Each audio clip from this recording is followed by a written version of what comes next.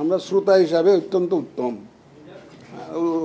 উত্তম, সুতরাং আমরা শুনেই যাব এবং আমাদের কাজে আমরা যথারীতি আইন মোতাবেক করেই যাব।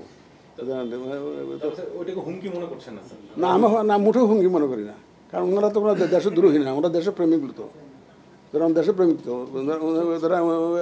ওনাদেরকে আমাকে এগুলোকে আমি হুমকি মনে করি না। ওনারাও দেশপ্রেমিক, ওনারাও দেশের মঙ্গল চান, দেশের ভালো চান, এবং যে ধরনের কর্মকাণ্ড করলে দেশের মঙ্গল হবে সেটা অন্যরাও বুঝেন।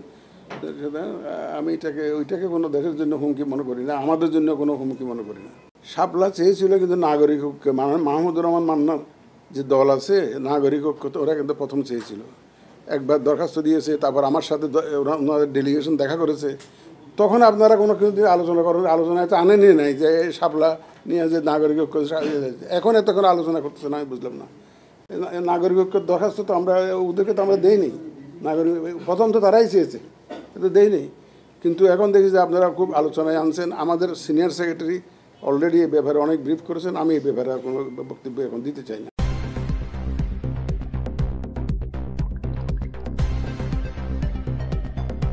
News Vision Digital Multimedia.